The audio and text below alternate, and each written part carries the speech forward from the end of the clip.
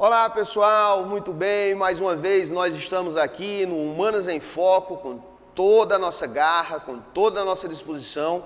Vamos trabalhar junto no rumo do nosso objetivo, é ou não é? Muito bem, estamos dando início à nossa segunda parte de Grécia Antiga, Grécia Clássica.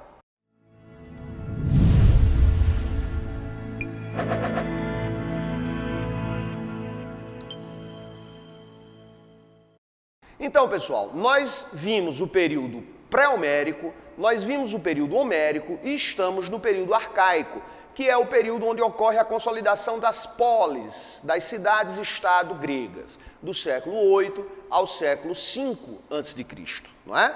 Muito bem, o que é que se trata? Agora nós analisamos a polis de Esparta, agora nós vamos analisar a polis de Atenas, tá, pessoal? E aí, um ponto importantíssimo, que é o desenvolvimento da democracia na polis de Atenas. Tá bom, pessoal?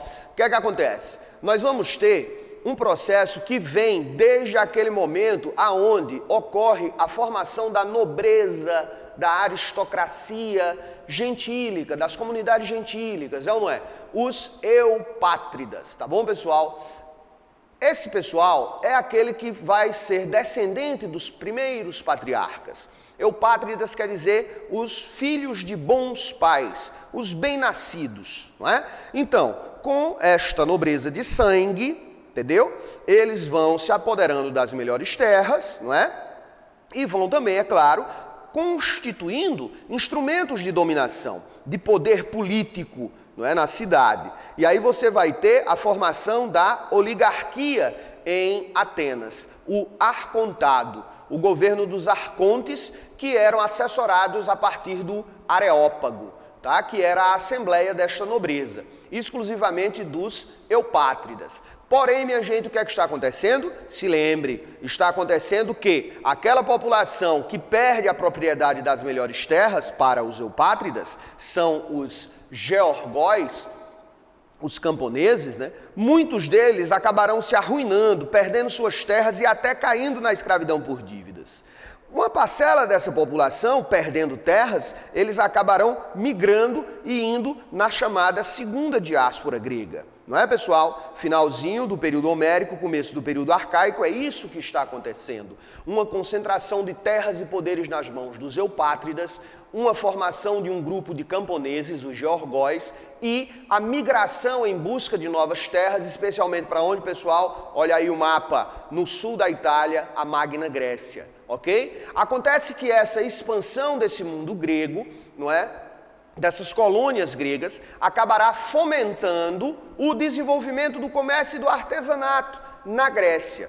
Aí você já tem o aparecimento de um terceiro grupo, os demiurgos, que vão se enriquecer, que vão constituir uma camada de poder econômico, tá? E aí o que é que nós temos? Nós temos então os eupátridas, os georgóis, camponeses, não é? E agora os demiurgos endinheirados. Minha gente, são exatamente os georgóis e os demiurgos que passarão a pressionar os eupátridas por mudanças na cidade de Atenas. Ok, pessoal? O que é que os comerciantes demiurgos querem? Eles querem participação política.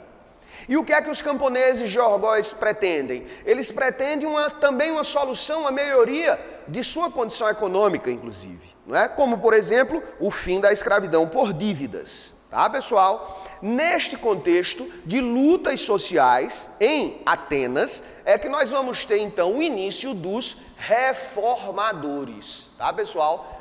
Esses reformadores serão aqueles arcontes que irão dando leis e mudanças mediante a pressão social dos demiurgos e dos georgóis, tá?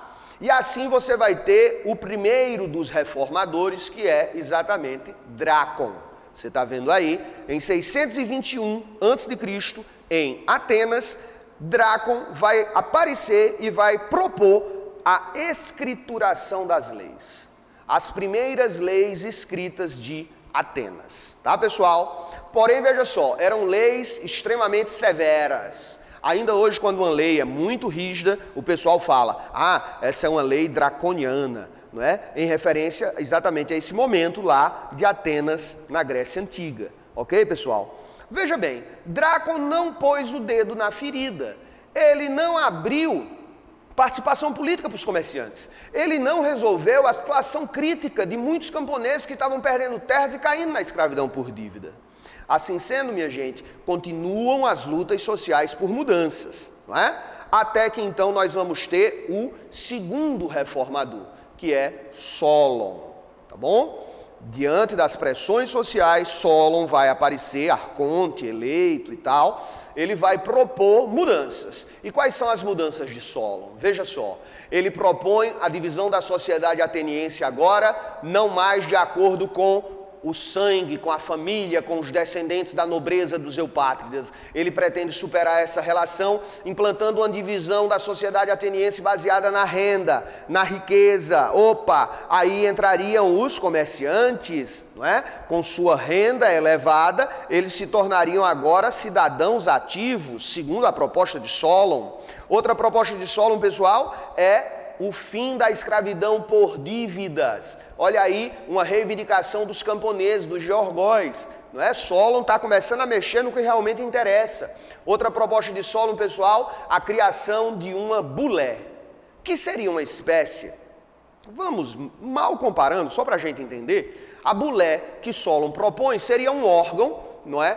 Que formaria uma espécie de Câmara de Deputados, ok? Então ele vai dizer, vamos dividir a sociedade de acordo com a renda, assim nós passaremos a ter 5 classes sociais em Atenas, segundo a proposta de Solon, tá? 5 classes, sendo que a última dessas classes seria os sem renda, que vamos chamar de tetas.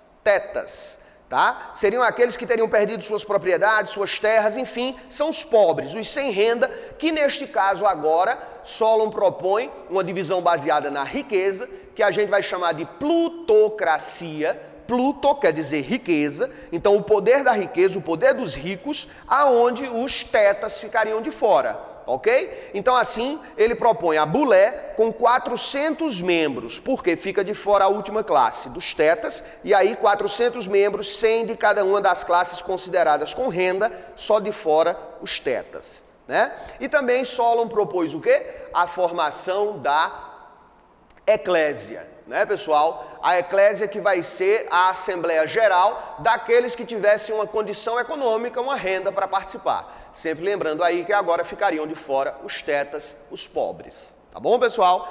Essas propostas de Solon, no entanto, acabaram detonando em Atenas uma verdadeira guerra civil, tá?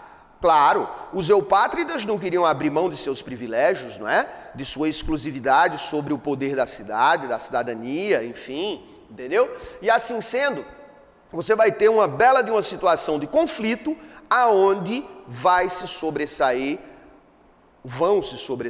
os tiranos, tá? E aí aparece Pisístrato, tá certo? Olha aí, Pisístrato vai ser o primeiro tirano a tomar o poder nessa situação em Atenas, e aí, adivinha só, Pisístrato consegue implantar as reformas de Solon finalmente, tá? Abrindo espaço para a cidadania dos demiurgos, né? E minorando, aliviando a situação de miséria dos georgóis, que viriam a ser tetas, porque perderiam suas terras e até inclusive caindo na escravidão por dívidas, não é? Então Pisístrato consegue implementar uma divisão da sociedade baseada na riqueza, que nós chamamos de plutocracia. Pisístrato consegue implementar o fim da escravidão por dívidas. Ou seja, minha gente, por incrível que pareça, por mais contraditório que pareça, as tiranias abriram o caminho para a democracia.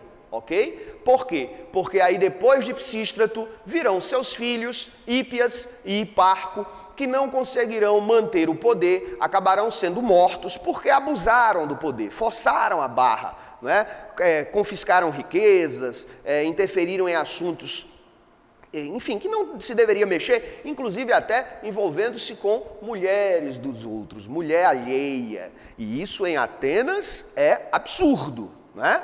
Lembrando, a mulher ateniense, ela é absolutamente submissa, subjugada, tá certo, pessoal? O que é que acontece? Acabam-se então as tiranias a partir dos filhos de Pisístrato, e aí o que é que nós vamos ter? Nós vamos ter o retorno à normalidade, eleições e tudo, aonde se sobressai o nosso conhecido Clístenes.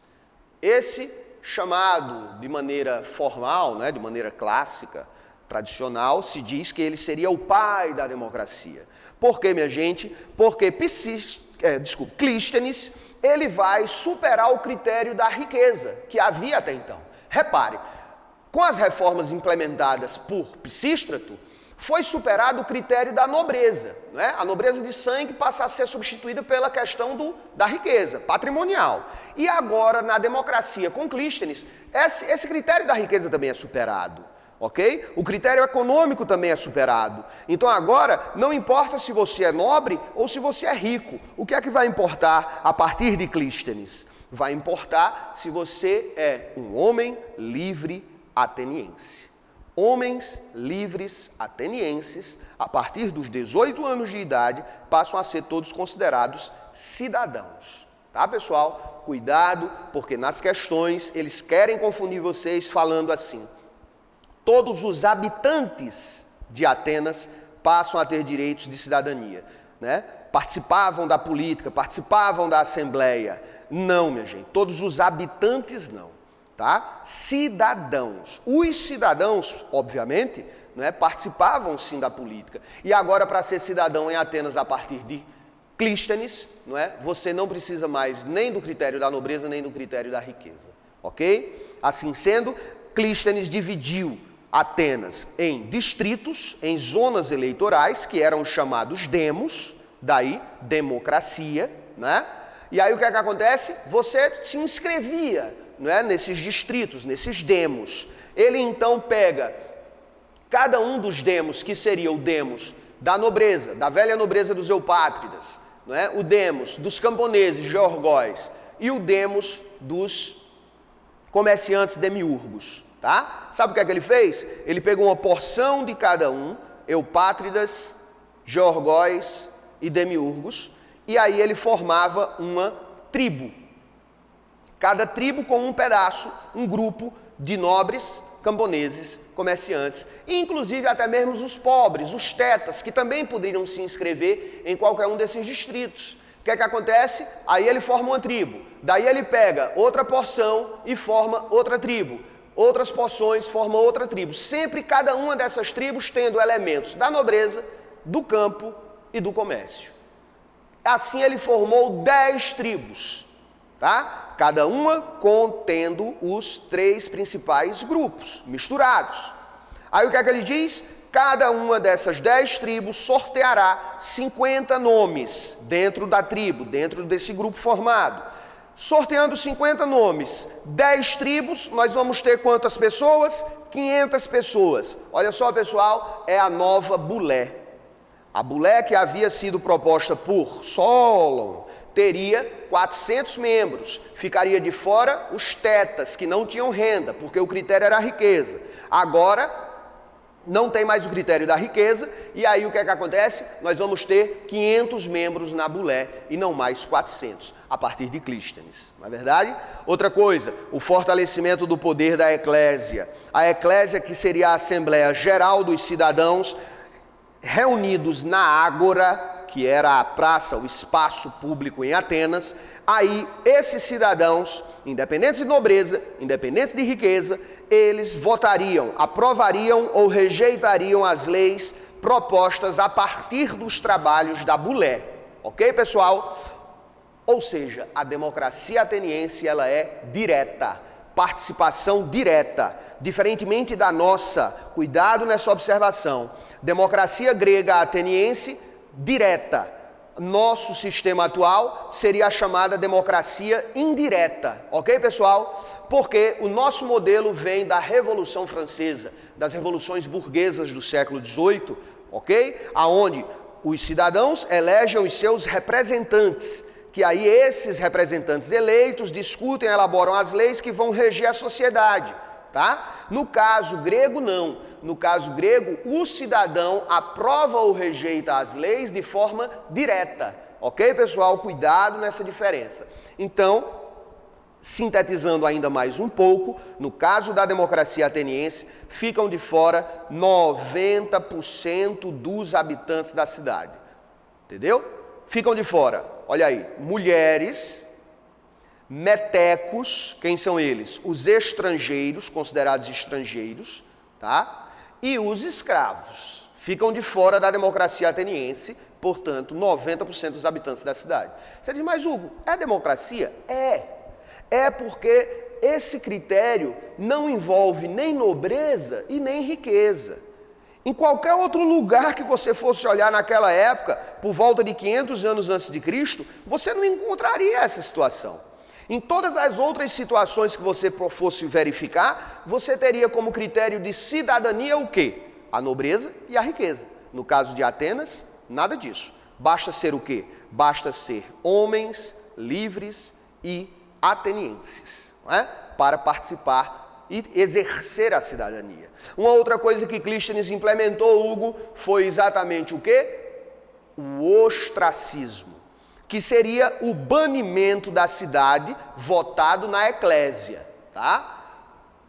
Como assim você seria banido de Atenas? Se você fosse acusado de querer trair, de querer subverter, não é, a ordem política da cidade. Então, se você se posicionasse contra as leis atenienses, você seria banido da cidade de Atenas por 10 anos, tá? Então isso se chamava o ostracismo, que era um remédio contra possíveis, prováveis tiranias que viessem a surgir, a se levantar, como aconteceu naquele momento, né, onde Solon fez as suas propostas, acabou dando uma verdadeira guerra civil, e aí nós tivemos as tiranias. Então, quando Clístenes propõe essa mudança tão profunda, ele também se resguarda, implementando aí essa medida do ostracismo. Fechado, pessoal? Muito bem.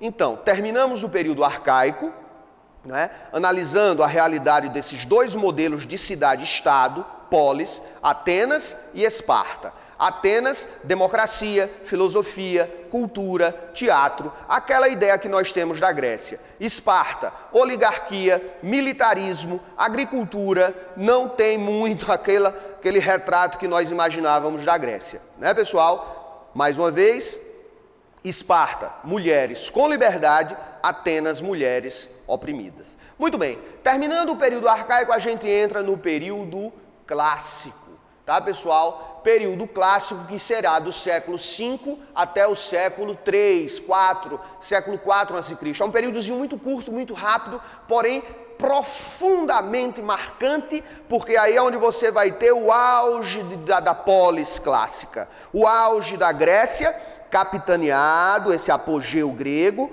liderado a partir de Atenas, tá bom? Como assim? Olha só, período clássico muito fácil, muito simples. Período clássico que começa com as guerras médicas, que são aquelas guerras dos gregos contra os persas, tá? E aí, neste conflito contra os persas, pela primeira vez, você vai ter uma associação de cidades gregas. Este é o grande segredo da Grécia para derrotar o Império Persa. É esta associação de cidades gregas que nós vamos chamar como? Será exatamente a Liga de Delos, tá? Aonde todas as cidades gregas, lideradas por Atenas, inclusive Esparta está nesse conjunto, vão unir seus esforços para montar um exército pan-helênico, né? Um exército de toda a Hélade, que é como eles se chamavam, né? Helenos, porque se diziam descendentes daquela Helena de Troia, né?